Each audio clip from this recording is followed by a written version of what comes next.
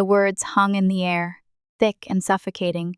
"No one wants you here, Michael," my brother, Jake, sneered. The words dripping with a malice that made my stomach churn. Mom and Dad just nodded, faces tight with disapproval. It was always like this. I could never measure up, never be the son they dreamed of. Instead, I was just Michael, the grease-stained mechanic. The disappointment, the heat in the garage felt oppressive, mirroring the rage boiling inside me. It was a familiar feeling. This house, my childhood home, had become a cage of resentment and double standards. "Fine," I choked out, the word raspy and thick with unshed tears. Tears? What the hell was that about? I wasn't going to cry. Not for them. I stomped upstairs, the floorboards groaning beneath my weight. Every item I packed felt like a betrayal, a piece of my soul ripped away. My worn work boots, the framed picture of me and my best friend, Chris, from high school. My dad's old toolbox that he gave me before he decided my work was beneath him. The injustice of it all clawed at my throat. I paid rent, more than rent, actually. I was practically funding their comfortable little lives while Jake, the golden child, did nothing but leech. But I was done.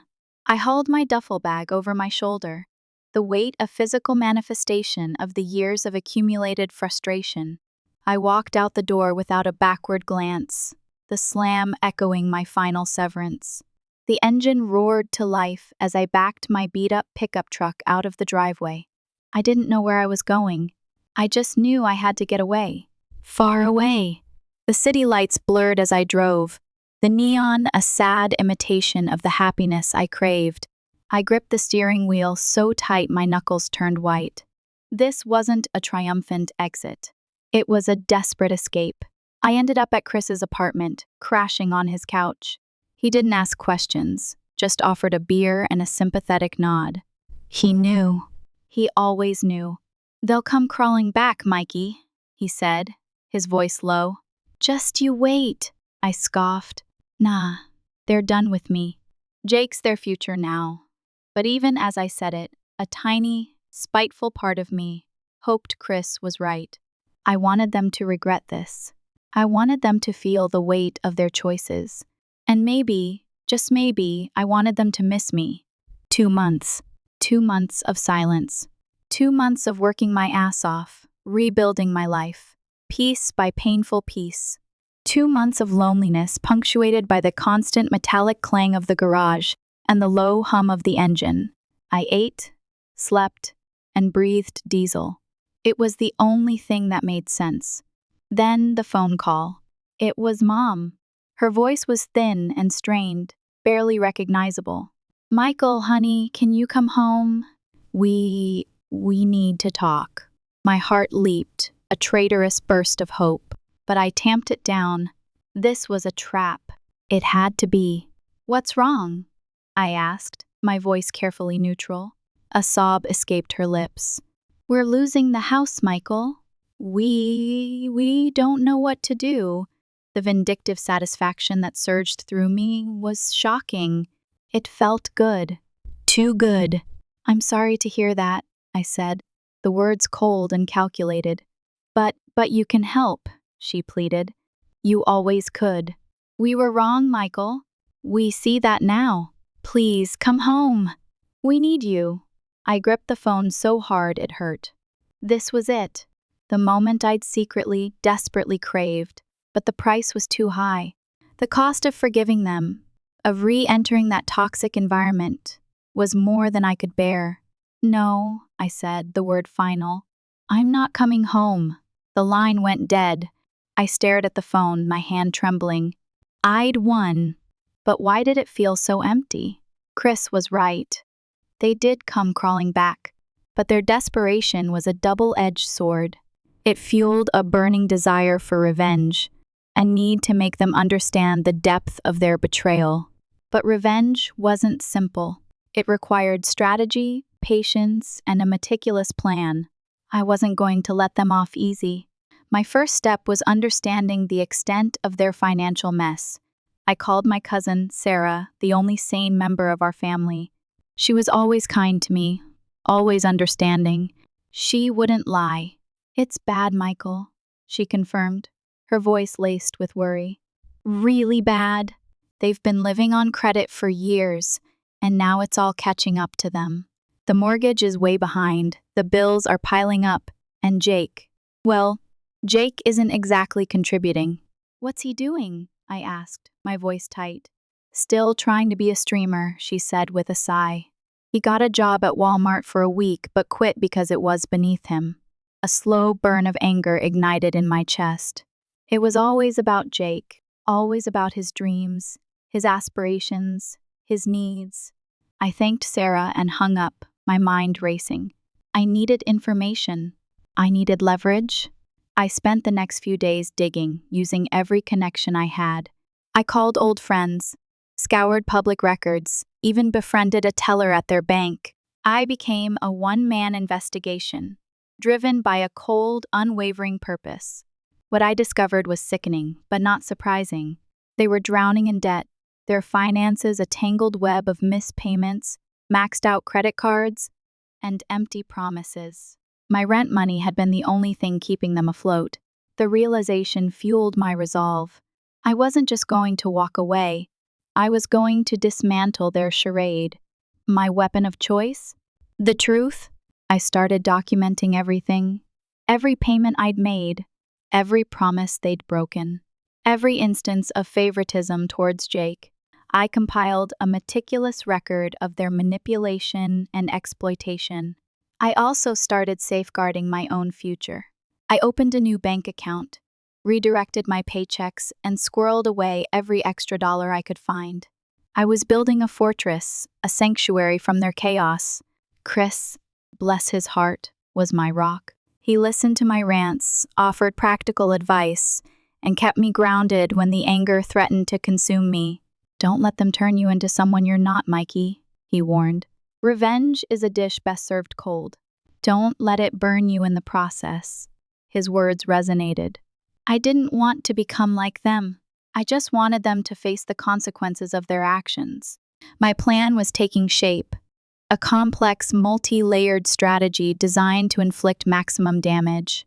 It was risky, audacious, and utterly satisfying to imagine. I was playing chess, and they were pawns.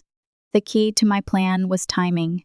I needed to strike at the precise moment when they were most vulnerable, when their desperation was at its peak.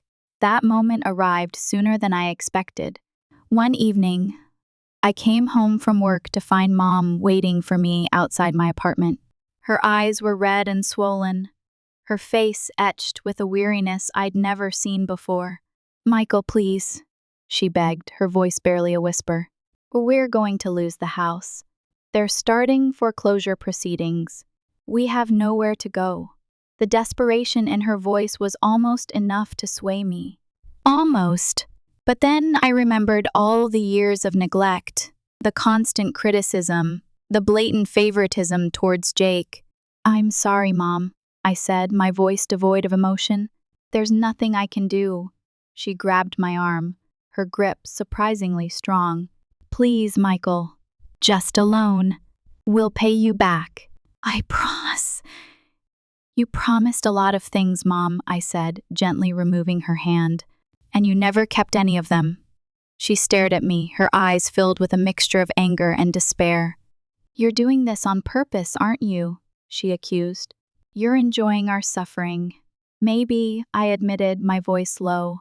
After years of being your punching bag, maybe I deserve a little enjoyment. I turned and walked into my apartment, leaving her standing alone in the parking lot. I closed the door, shutting out her pleas and her pain. The guilt gnawed at me, a sharp, persistent ache in my chest. But I pushed it down. This was about more than just money. It was about justice. It was about reclaiming my life. I spent the rest of the evening preparing. I gathered all my documents, organized my evidence, and finalized my strategy. I was ready to launch my attack. The next morning, I called a lawyer. His name was Mr. Henderson, a seasoned professional with a reputation for being ruthless and effective. I explained my situation. outlining the years of financial exploitation and emotional abuse. He listened intently, his expression impassive. When I finished, he leaned back in his chair and steepled his fingers. "You have a strong case, Mr. Miller," he said, his voice measured. "But it will be a long and difficult battle. Are you prepared for that?" "Yes," I said, my voice unwavering. "I am, Mr." Henderson smiled, a thin, predatory curve of his lips. "Good. Let's begin." We started by sending a cease and desist letter to my parents, demanding they stop contacting me and repay the money they had fraudulently obtained.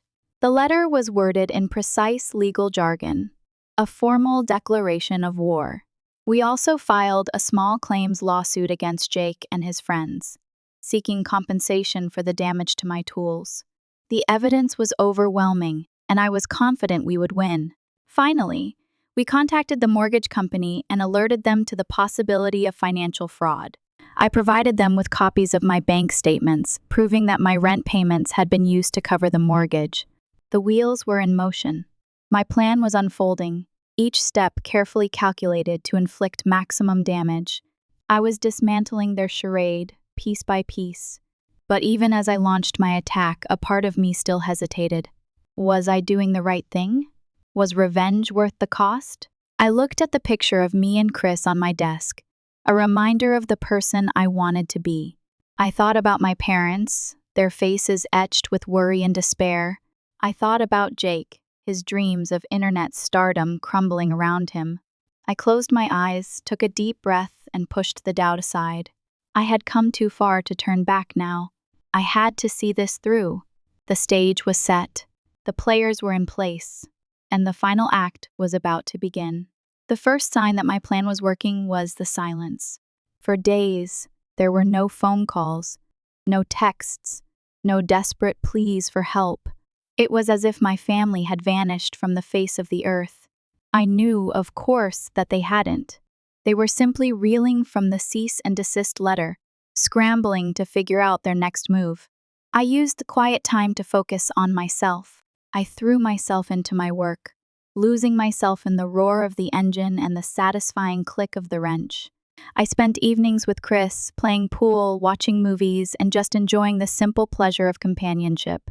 I was healing, slowly but surely. I was rebuilding my life, brick by brick. Then the storm broke. It started with a phone call from Mr. Henderson. His voice was tight with barely suppressed excitement. "They've hired a lawyer, Mr. Miller," he said. "And he's not happy." My heart leaped.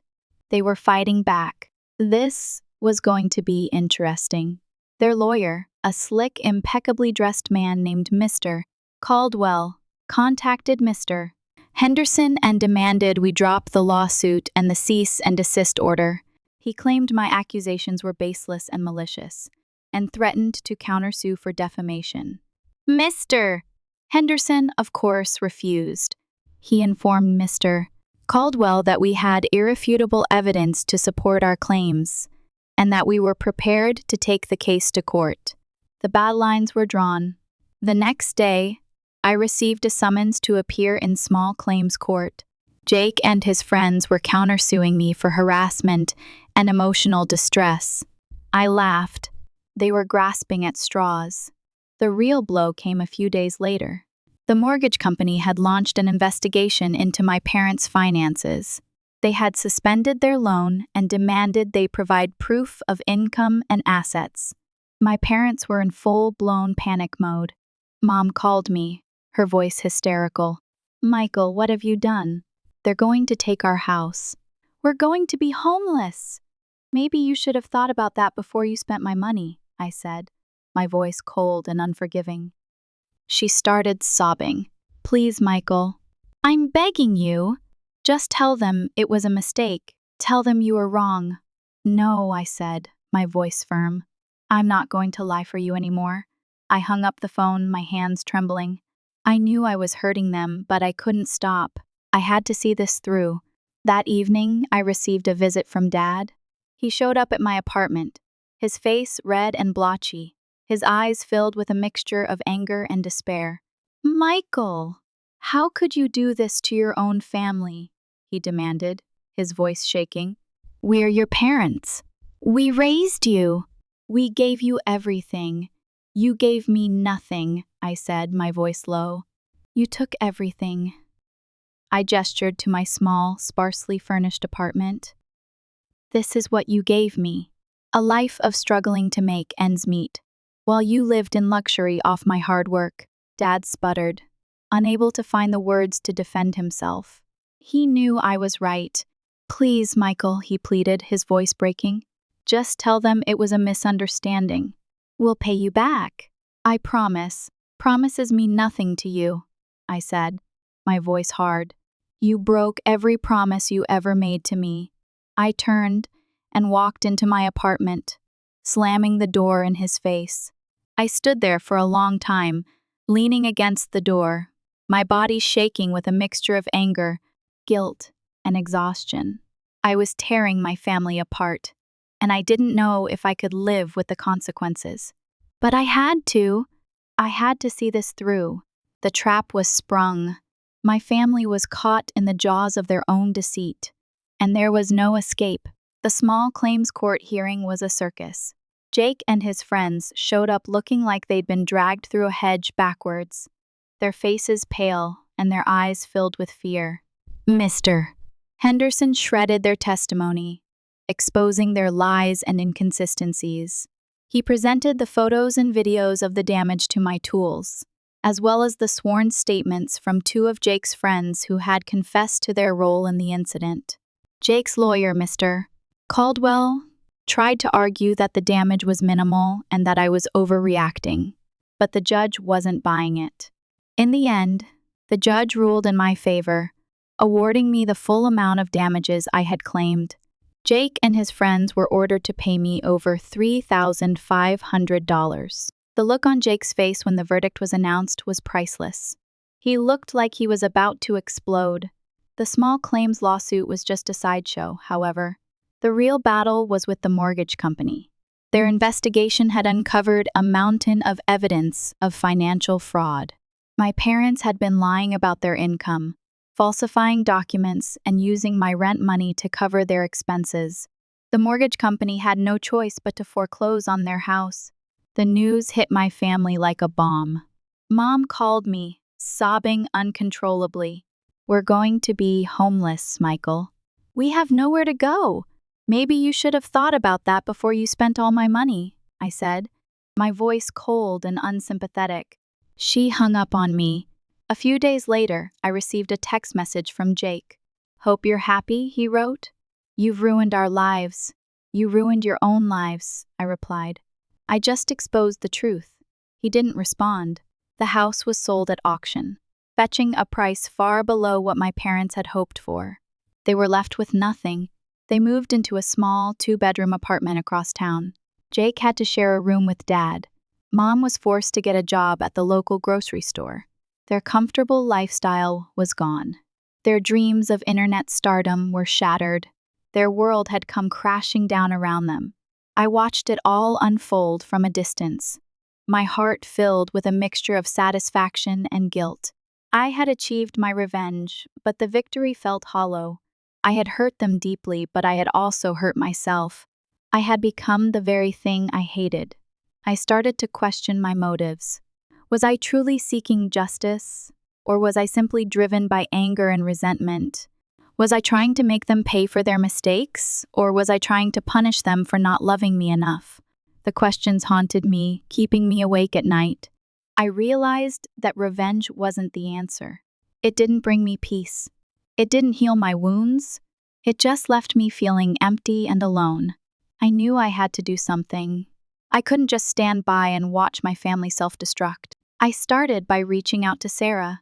I asked her how my parents were doing. They're miserable, Michael, she said. They're fighting all the time. Jake is blaming everyone but himself. Your mom is just trying to keep the peace. And your dad, well, he's just given up. I felt a pang of sympathy for them. They were suffering. They were paying the price for their mistakes. I decided to visit them. I drove to their apartment one evening, my heart pounding in my chest. I hadn't seen them in months. I didn't know what to expect. I knocked on the door. Mom answered, her face drawn and tired. She stared at me for a moment, her eyes filled with a mixture of surprise and suspicion. "What do you want, Michael?" she asked, her voice guarded. "I came to see how you're doing," I said, my voice soft. She hesitated for a moment, then stepped aside and let me in. The apartment was small and cramped, a stark contrast to the spacious house they had lived in for so many years.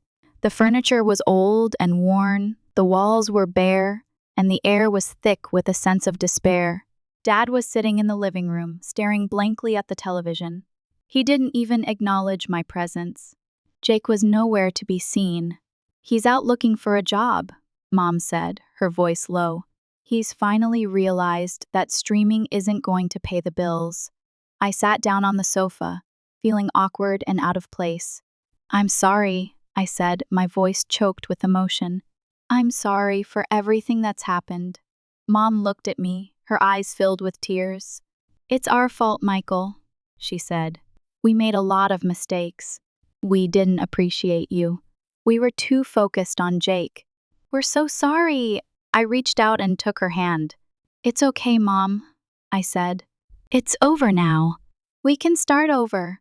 Dad finally turned to look at me. His eyes were filled with remorse. "I'm proud of you, Michael," he said, his voice hoarse. "You've worked hard. You've made something of yourself. I'm sorry I didn't see that sooner." I smiled. "Thanks, Dad," I said. We sat there in silence for a long time, just being together. It wasn't perfect, but it was a start. Jake came home a few hours later, his face etched with disappointment. He hadn't found a job. He looked at me, his eyes filled with a mixture of anger and embarrassment. "What are you doing here?" he asked, his voice hostile. "I came to see how you're doing," I said, my voice calm. He scoffed. "Don't pretend you care," he said. "You're the reason we're in this mess." "I'm not the reason," I said. "Your choices are the reason." He stared at me for a moment, then looked away. "I'm sorry," he mumbled. "I messed up. I was selfish. I didn't appreciate what I had." "It's okay, Jake," I said. "It's not too late to change." I stood up to leave. "I'm going to help you," I said. "I'm going to help you get back on your feet." Mom and Dad looked at me, their eyes filled with hope. "Thank you, Michael," Mom said, her voice choked with emotion. "Thank you for giving us another chance." I smiled. "You're welcome," I said. I walked out of the apartment, feeling a sense of peace I hadn't felt in a long time. I had found a way to forgive my family, and in doing so, I had forgiven myself. The road ahead would be long and difficult, but I knew we could make it through it together. We were a family, and families stick together even when things get tough. There was a glimmer of hope, a light at the end of the tunnel, and for the first time in a long time, I felt like everything was going to be okay. Rebuilding trust after so much damage wasn't easy. It was slow, painstaking work, requiring honesty, patience, and a willingness to forgive. But it was worth it. I started by helping Jake find a job. I used my connections to get him a position at a local auto parts store. It wasn't glamorous, but it was honest work, and it gave him a sense of purpose. He was surprisingly good at it. He was knowledgeable about cars, and he had a knack for customer service. He started to take pride in his work, and he even began to save money. I also helped my parents with their finances. I set up a budget for them, helped them consolidate their debt, and taught them how to manage their money more responsibly. It was a difficult process. They had been living beyond their means for so long that it was hard for them to adjust to a more frugal lifestyle. But they were determined to change, and they worked hard to stick to the budget. I visited them regularly, spending time with them, listening to their problems, and offering them support. I learned to appreciate their good qualities, their kindness, their resilience. They, in turn, learned to appreciate me. They saw that I was a good person, a hard worker, and a loving son. They realized that they had taken me for granted for too long. Over time, our relationship began to heal. The anger and resentment faded away, replaced by understanding and forgiveness. We started to communicate more openly, sharing our thoughts and feelings with each other. We even started to laugh again. We reminisced about old memories, shared funny stories, and made plans for the future. One evening, we were all sitting around the dinner table, eating a simple meal that Mom had cooked. The conversation was easy and relaxed. "I'm so grateful for you, Michael," Mom said, her eyes filled with tears. "You've given us a second chance. We don't deserve it, but we're so grateful." "I'm grateful for you too," I said. "I'm grateful that we're a family again." Jake nodded in agreement. "Me too," he said. "I'm so sorry for everything I did. I was a jerk. I promise to be a better brother from now on." "I know you will," I said, smiling at him. Dad reached out and took my hand. "I love you, Michael," he said. "I'm so proud of you. I love you too, Dad," I said. We sat there for a long time, just holding hands, feeling the warmth of our love and forgiveness. We had come a long way, but we still had a long way to go. We were a work in progress, a family that had been broken and was now being rebuilt, piece by piece. But we were together, and that was all that mattered. A year later, my parents were back on their feet. They had paid off their debts, rebuilt their credit, and were even saving money. They had learned their lesson, and they were determined not to repeat their mistakes. Jake was thriving at his job. He had been promoted to assistant manager, and he was planning to go back to school to study automotive technology. He was finally on the right path. And me? I was happier than I had ever been. I had found a sense of purpose in helping my family, and I had learned that forgiveness is the most powerful weapon of all. We were a family again. Not perfect, but real. And that was more than enough. The following years weren't a fairy tale, but they were a testament to the power of change and the enduring bonds of family. We had scars, yes, but they were reminders of the battles fought and the lessons learned. Jake blossomed. The auto parts store wasn't just a job, it became a passion.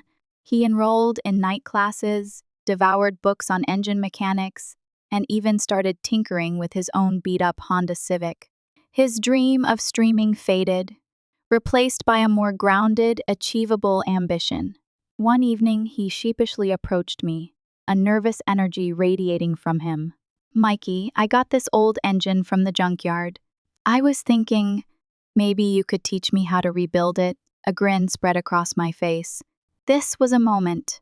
I thought you'd never ask," I said, clapping him on the shoulder. That engine became a symbol.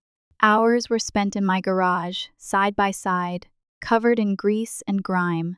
I passed on the skills I'd honed over years of hard work. He soaked it up like a sponge. There were moments of frustration, of course, but those were quickly overshadowed by the shared satisfaction of solving a problem, of bringing something broken back to life. My parents also transformed. Mom, who once defined herself by her social circle and material possessions, discovered a hidden talent for budgeting and financial planning. She even volunteered at a local community center, helping others navigate the complexities of debt management. Dad, humbled by his fall from grace, found solace in simple things. He took up gardening, transforming a small patch of land behind their apartment into a vibrant oasis. He baked bread, experimenting with different recipes, and sharing his creations with neighbors. He became a pillar of their small community. The weight of their past mistakes never entirely lifted, but they carried it with newfound grace and determination. They understood the value of hard work, the importance of humility, and the enduring power of love. I, too, continued to grow. The promotion at work brought new challenges and responsibilities. I found myself mentoring younger mechanics, passing on my knowledge and experience. I also started saving, dreaming of one day opening my own shop. Chris, my unwavering friend, was a constant source of support. He teased me relentlessly about becoming a family man, but I knew he was proud of me. "See, Mikey? I told you they'd come around," he said, a knowing smile on his face. Life wasn't perfect, but it was good. We had rebuilt our family, stronger and more resilient than before. Then another curveball. One Sunday, Mom called, her voice trembling. "Michael, we need to talk. Can you come over?" My stomach clenched. Something was wrong. I arrived at their apartment to find them both sitting at the kitchen table, their faces etched with worry. "What's wrong?" I asked, my voice tight. Mom took a deep breath. We received a letter from the bank," she said. "About the house." My heart sank. "Not again." "What did it say?" I asked, dread filling my voice. Dad spoke, his voice low. "They're claiming there were discrepancies in the sale. Something about undervaluation. They're saying we might owe them more money." My mind raced. This couldn't be happening. We had worked so hard to put the past behind us. "How much?" I asked, my voice barely a whisper. Mom looked down, her eyes filled with shame. "They're saying we might owe them another $50,000. $50,000. It was a staggering sum. It would wipe out their savings, derail their progress, and plunge them back into debt. I felt a surge of anger. This was unfair. They had already paid the price for their mistakes. "We're not going to let them do this," I said, my voice firm. "We're going to fight them." My parents looked at me, their eyes filled with a mixture of hope and fear. "But how, Michael?" Mom asked. "We don't have the money for a lawyer. We don't have the strength to go through this again. We'll figure it out," I said, my voice unwavering. "We'll do it together. We're a family." We always do. The fight was long and grueling. We were up against a powerful corporation with deep pockets and an army of lawyers. We hired a lawyer, a young, hungry attorney named Sarah, who was eager to prove herself. She was tenacious and resourceful, and she believed in our case. Sarah spent weeks poring over documents, uncovering discrepancies, and building a solid defense. She argued that the bank had acted in bad faith, that the undervaluation was intentional, and that my parents were being unfairly targeted.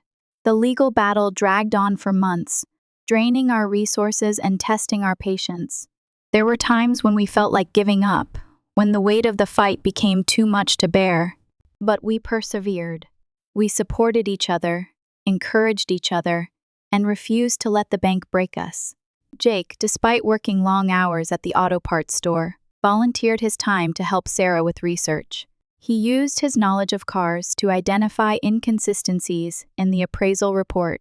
Mom, drawing on her newfound financial skills, managed our budget with laser precision, ensuring that we had enough money to cover the legal fees and living expenses.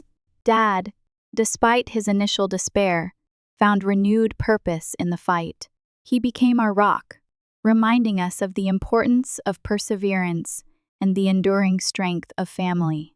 I worked even harder at my job, taking on extra shifts and side projects to earn as much money as possible. I also started exploring the possibility of opening my own shop, hoping to create a more secure financial future for my family. Chris, as always, was there for me.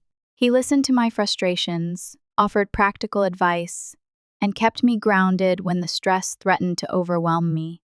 "You got this, Mikey," he said, clapping me on the shoulder. "You're a fighter.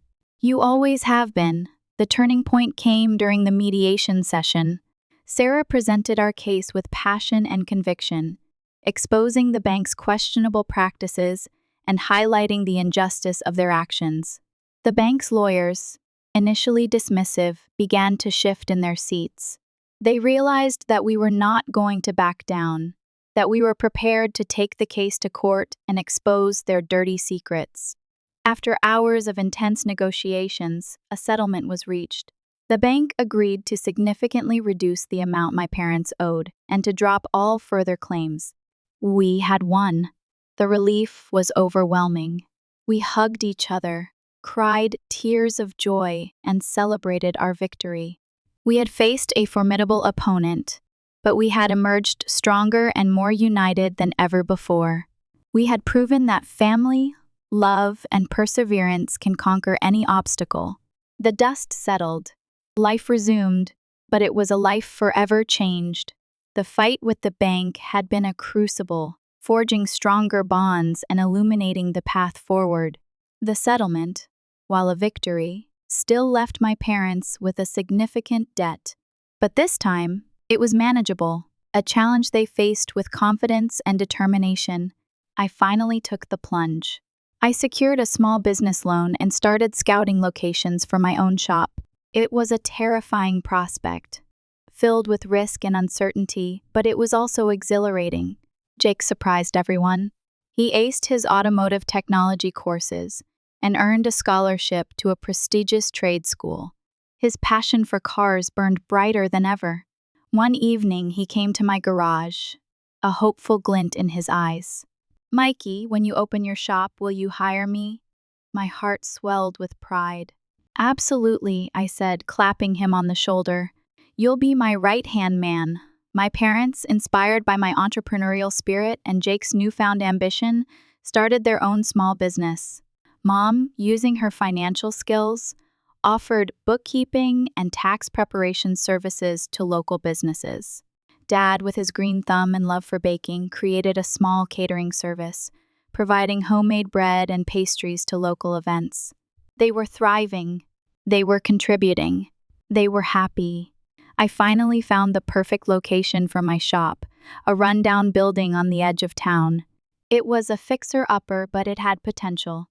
It had character. With the help of my family and friends, I transformed the building into a state-of-the-art repair shop. Jake spent his weekends helping me install equipment and organize tools. Mom managed the finances and helped with marketing. Dad built custom shelving and decorated the shop with his plants and flowers. Chris, of course, was there every step of the way, offering his support and expertise.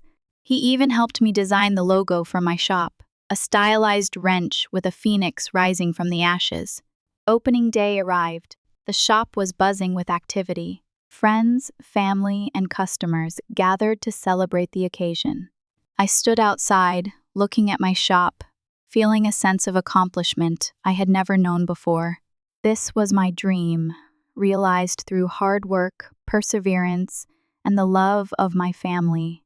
As I looked around, I saw my parents beaming with pride, Jake radiating enthusiasm, and Chris grinning from ear to ear.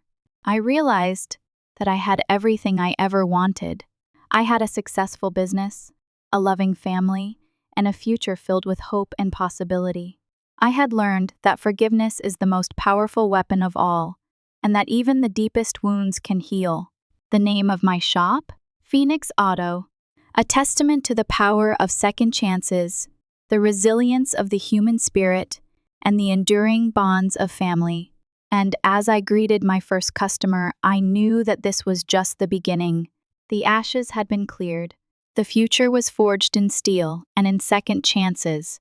This truly was my life's work. Years blurred into a tapestry of grace, triumphs, and the comforting rhythm of a life well lived. Phoenix Auto became a cornerstone of the community, known for its honest service, skilled mechanics, and the family atmosphere that permeated every corner of the shop. Jake, true to his word, was my right-hand man. He graduated top of his class at trade school and brought a youthful energy and innovative thinking to the business. His technical expertise complemented my experience, and together, we tackled even the most challenging repairs. Customers often commented on our dynamic. "You two work so well together," they'd say. "It's like you can read each other's minds." They weren't wrong. After all we'd been through, we were more than just brothers. We were partners, confidants, and the best of friends. My parents continued to thrive. Mom's bookkeeping business expanded, and she became a sought-after financial advisor in the community. Dad's catering service flourished, and his homemade bread and pastries were legendary. They bought a small house with a sprawling garden, a testament to their resilience and hard work. They transformed the yard into a vibrant oasis, a place where they could relax, entertain friends, and enjoy the simple pleasures of life.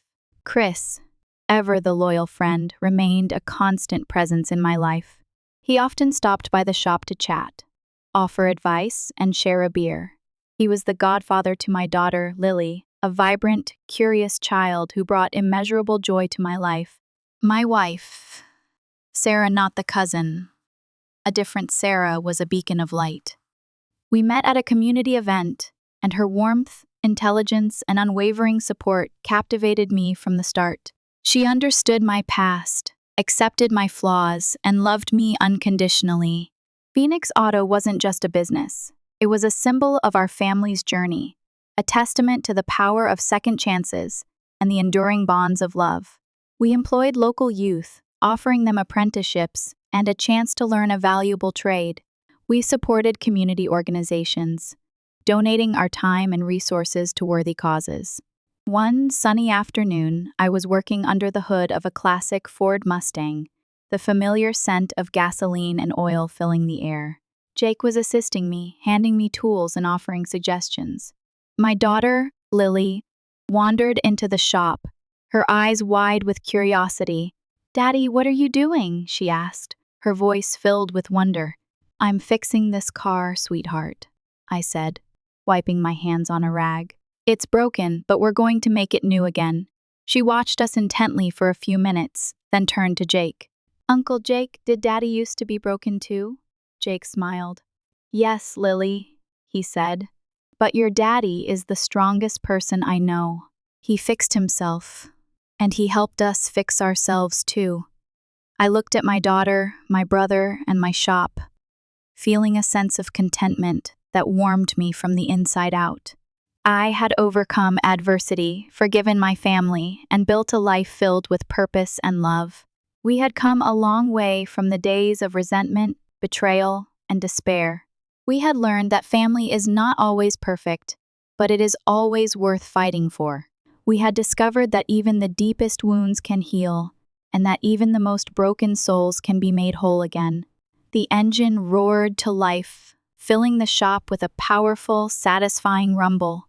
I looked at my daughter, my brother, and the car that was now running smoothly. I smiled.